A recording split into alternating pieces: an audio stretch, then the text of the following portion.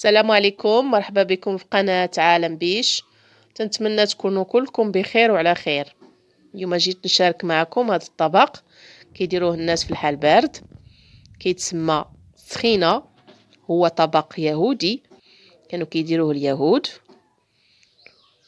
باش تنجح معكم السخينة وتجيكم عاقدة ويجيكم الكرعين فيها معسلين والقمح واقف والحمص واقف، تبعوا معايا الطريقه من الاول حتى الاخر باش تنجح معكم هذا الطبق ديال اليهود السخينه، كيتسمى سخينه.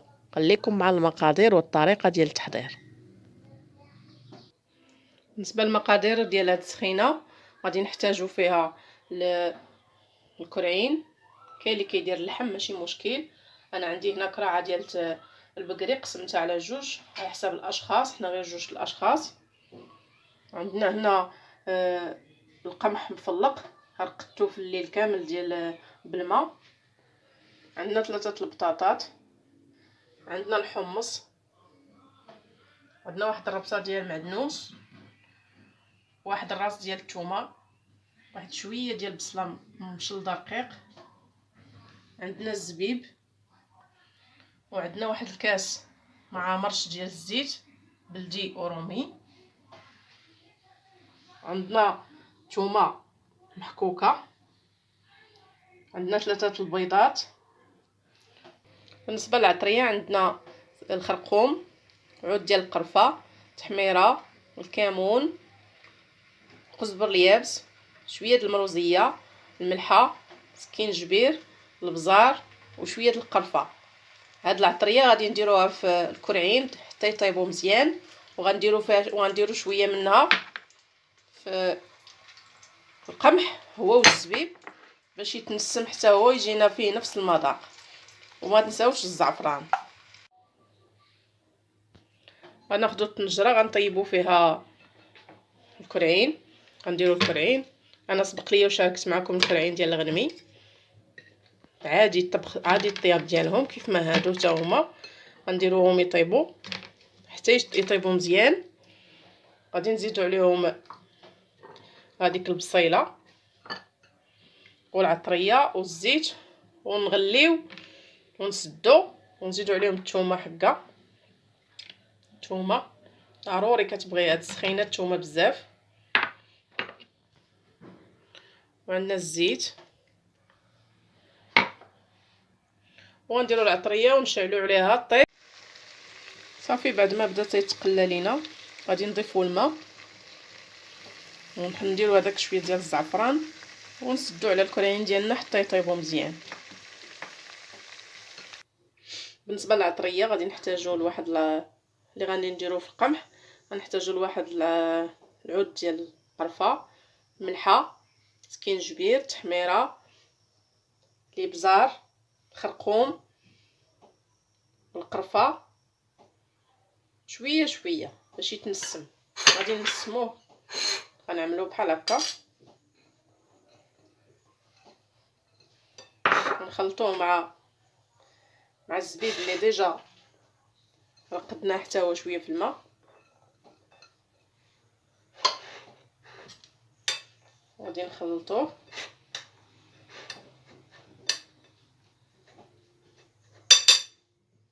غنضيفوا ليه هاد العطريه اللي قلت لكم.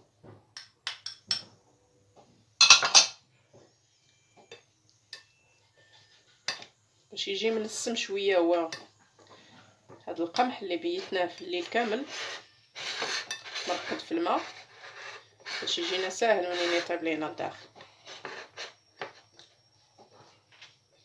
كاين اللي كيضيف السكر، ديجا الزبيب كيطلق واحد الحلاوه ديالته بلا ما نضيفوه.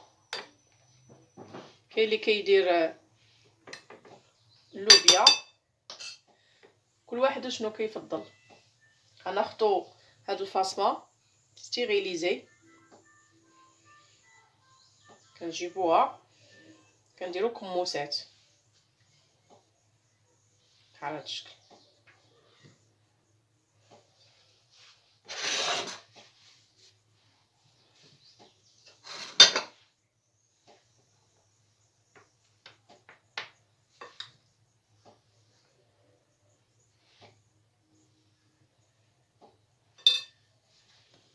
وغنجمعوها بحال هاد الشكل، وغنسدو ما نخليوها مهويه شويه من هنا حيت غادي يتنفخ.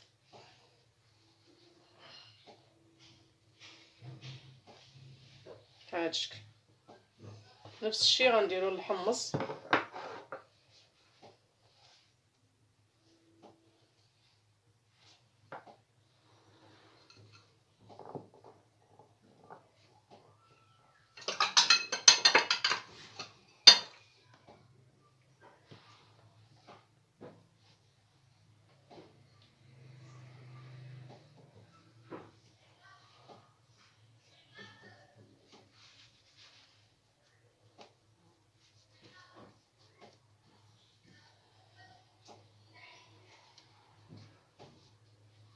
كيما خليوها شويه مهويه، المهم تكون مسدوده. هاهي مسدوده مزيان. هادي ما سديتهاش، نعاودها خمسة. هادي سدها مزيان.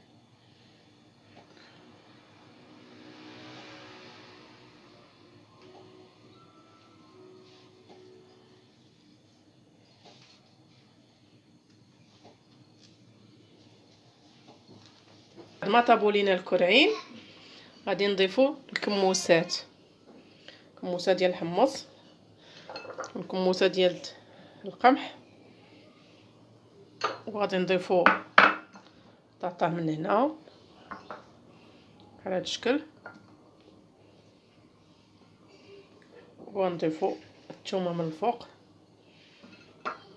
والبيض ما تخافوش عليه راه ما غادي يوقع له والو حتى هو غنضيفوه.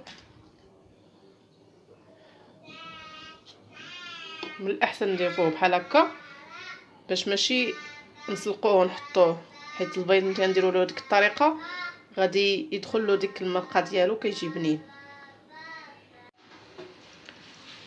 صافي ها هما تعسلوا الكرعين، القمح طاب، حيدت الكموسه ديال الحمص وبطاطا وداك البيض، وفي غتبقاو معايا كيفاش غادي نديروا التقديم.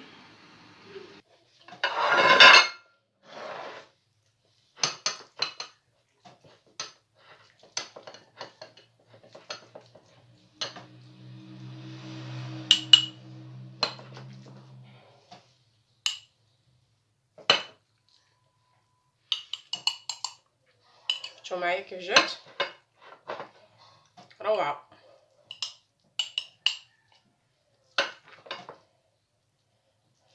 دابا غادي نديروا التقديم.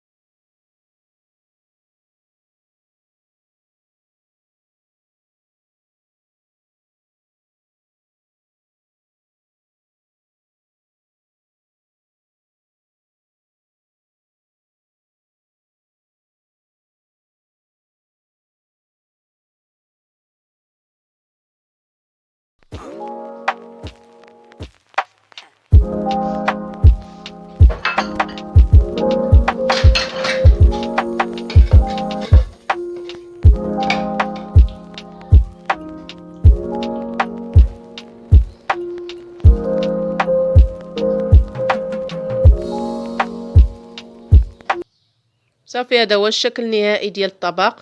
تقدروا تقدموه بالطريقه اللي بغيتو. تنتمنى يعجبكم وتجربوه وتردوا عليا الخبر في التعليقات ديالكم. الى اللقاء.